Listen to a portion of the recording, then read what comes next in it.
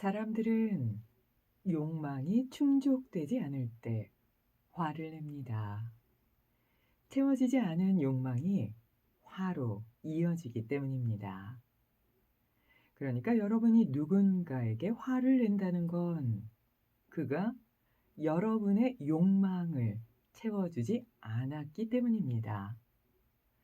누군가 욕망을 채워주지 못하면 그 사람에게 만족하지 못하고 화가 나게 되는 것입니다. 이런 식으로 사람들은 하루에도 수천 번의 화를 냅니다. 그들의 마음속에는 항상 기대감이 가득하기 때문입니다. 욕망은 기대를 낳고 그 기대나 갈망이 너무나 강렬하기 때문에 지속적으로 화가 나는 겁니다. 이렇게 계속해서 화를 표출하게 되면 신경계는 약화됩니다. 화를 내면 몸이 떨리지요. 균형을 잃게 되고요. 안정감도 잃게 됩니다. 자, 그러니까 세상 속에서 살아가는 법을 배워야만 합니다.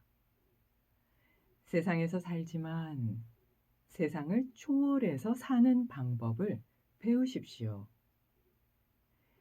여러분이 발전시켜야 할 것은 바로 이겁니다. 생각하거나 세상에 대해 너무 많은 기대를 하는데 시간을 낭비해서는 안 됩니다. 그런 삶을 살지 마세요. 세상은 여러분에게 아주 작은 것을 줄 수 있을 뿐입니다. 세상은 여러분에게 줄 것을 많이 갖고 있지 못합니다. 하지만 여러분은 세상으로부터 너무 많은 것을 기대하고 있습니다. 그럼 반드시 실망하게 됩니다. 그리고 슬퍼지지요. 세상은 이렇게 말합니다. 미안하지만 난 당신이 원하는 걸 실제로 줄 수는 없습니다. 라고요. 유감스럽게도 여러분은 내면에서 속삭이는 다른 소리, 여러분의 욕망에 대답해 줄 수 있는 그 근원, 참 자아의 속삭임에는 귀를 기울이지 않습니다. 자, 그럼 지금부터는 긍정적인 삶을 위해서 변화해야 하는 습관, 그 습관에 대해서 말해볼까 합니다. 동양에서는 사람들이 만나면 반가움과 존경의 몸짓으로 두 손을 가슴 앞에 모읍니다. 그건 개인의 영혼과 우주 영혼의 만남을 상기시킵니다. 그리고 그대가 바로 그것이다 라는 실제를 일깨워주는 방법입니다.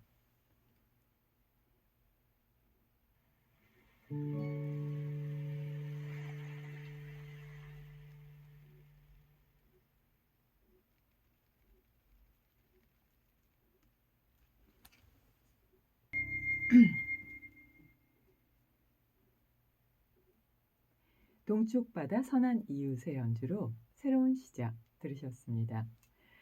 정말 그러네요. 화가 날 때를 가만히 보면 욕망이 충족되지 않을 때 그때 화가 나죠. 그래서 막 배고플 때 화내는 분도 있고요. 누군가 나를 인정하지 않거나 좋아해 주지 않을 때 화를 내는 사람도 있죠. 잠 못 잤다고 화내는 분도 있고요. 여러분은 언제 화를 내시나요? 그러니까 화를 내게 되는 그 대상은 내 욕망을 충족시키지 못한 대상이다. 이렇게 보고 정리하면 훨씬 빠르게 화를 멀리할 것 같은데요. 근데 그 화가 나는 원인을 끝까지 이렇게 들어가서 보면 마음속에 기대감이 가득하기 때문이다 라고 하셨는데요. 그죠? 배를 채우고 싶다. 그래서 포만감을 느끼고 싶다는 기대감. 사람들이 나를 인정해 줬으면 하는 기대감. 그리고 잠을 푹 자고 좀 편안해졌으면 하는 그런 기대감. 그리고 빨리 승진해서 좋은 자리에 앉아서 많은 사람들이 나를 따라주기를 원하는 그런 좀 어리석은 그런 기대감도 가끔 올 때가 있죠. 근데 그게 안 채워지면 막 화를 내는 거예요. 그래서 스스로 화를 내게 되면 신경계가 약해지면서 몸이 떨리고 균형을 잃고 안정감을 잃게 된다. 그래서 화를 심리학에서는 자학이다. 이렇게까지 얘기하잖아요. 정말 그렇죠? 화를 내면 이게 다른 사람의 손이 닿지 않아도 몸 안쪽이 막 아프잖아요. 다른 사람들이 아무리 나를 때려도 몸 밖에 보여지는 데밖에 때리지 못하는데요. 내 생각과 감정은 내 안에 오장육부를 막 상처 입혀서 심하면 아주 심각한 질병에까지 이르게 되잖아요. 그런 어리석은 화를 부처님께서는 마치 숯을 잡고 던지는 것과 같다. 이렇게까지 말씀하셨으니까요. 그걸 좀 멀리해야 될 것 같은데요. 스와미 라마께서는 세상을 떠날 수는 없으니까 세상에서 살면서 세상을 초월해서, 그러니까 일어나는 그 모든 방법을 밟고 올라가서 화내지 않고 기대감을 갖지 않으면서 열심히 그렇게 나아갈 수 있는 방법을 찾아야만 한다. 그렇지 않으면 항상 실망하고 항상 슬퍼진다. 라고 말씀하시면서 아마 세상이 이렇게 당신에게 속삭일 거다. 이 얘기는 듣고 싶지 않은데요. 미안해. 난 당신이 원하는 걸 실제로 줄 수는 없어. 라고 계속 속삭일 거래요. 만약 기대감을 내려놓지 않는다면. 아, 그렇겠네요. 그래서 긍정적인 삶의 변화를 가져와야 된다라고 말씀하셨는데요. 그건 동양에서 이렇게 양손을 가슴 앞에 모으는 그런 모습으로 상대방에게 존중하고 나를 낮추는 그런 모습으로 나타나고 있다라고까지 말씀해 주셨거든요. 계속해서 스와미 라마의 행복한 삶의 기술 만나보겠습니다.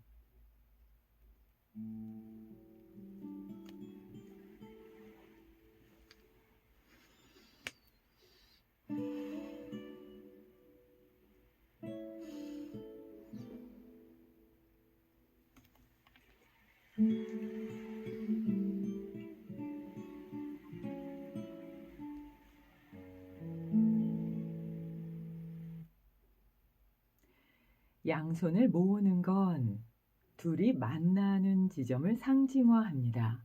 그리고 존경의 마음을 표시하는 것이기도 합니다. 사람들이 두 손을 모으는 것에는 또 다른 이유가 있습니다.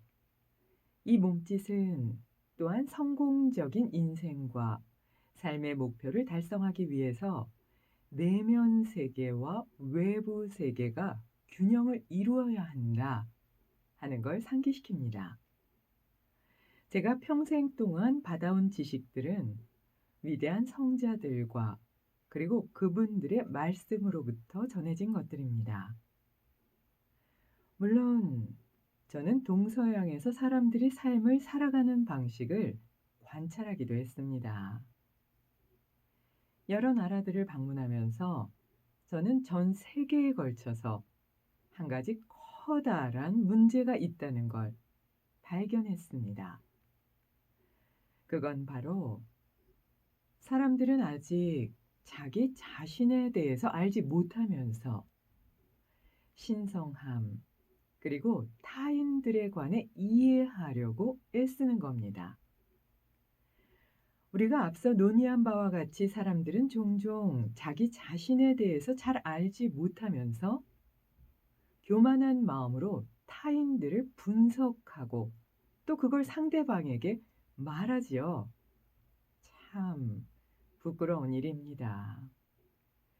다른 사람들과 대화할 때 싫어하는 것이 무엇이든지 자신이 싫어하는 것을 타인에게 투사해서 "아이, 그 사람 그렇잖아. 아이, 저 사람은 그래." 라고 하면서 매우 비판적으로 말합니다. 그런 것은 해서는 안 됩니다.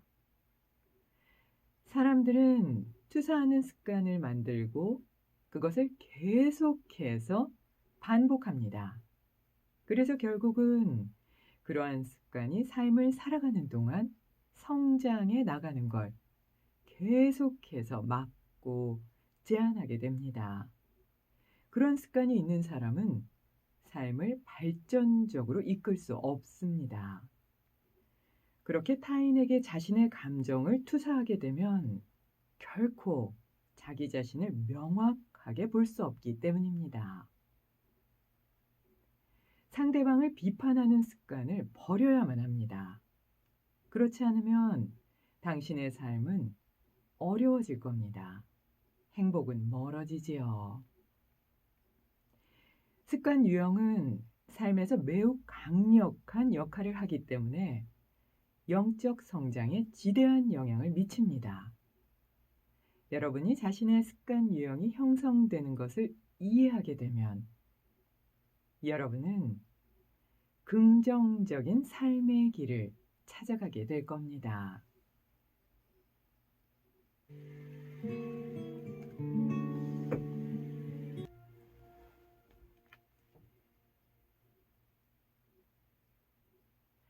그린 웨이브스, 시크릿 가든의 연주로 들으셨습니다. 요즘에 정말 그린 웨이브를 여기저기서 볼 수 있죠. 양손을 가슴에 모으는 건 존경의 표현이다. 저희 BBS 방송국에서 보면 지나가는 이제 많은 분들이 양손을 가슴에 모으고 이렇게 고개를 숙이시거든요.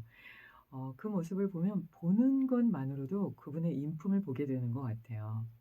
근데 이렇게 그 양손을 가슴 앞에 모으는 것에는 여러 가지 이유가 있는데 이거는 내면 세계와 외부 세계가 균형을 이루어야 한다라는 것을 뜻하기도 하고 그건 삶의 목표를 달성하고 성공적인 인생을 위한 기본이다. 이렇게 말씀하셨거든요. 그러니까 내적, 외적 이 균형을 이루는 건 아주 중요할 텐데요. 가슴 앞에 손을 모으고 인사하면서 "아유 내가 할 수 없이 한다." 이렇게 하면 안 되겠죠? 그러니까 "안과 밖이 똑같아야 된다." 이렇게 말씀하시는 게 아닌가 싶고요. 그리고 "이러한 지식은 내 지식이 아니라 위대한 성자들이나 그분들의 말씀이다." 이렇게 정말 겸손하게 말씀하셨는데요. 스와미 라마께서는 천재죠.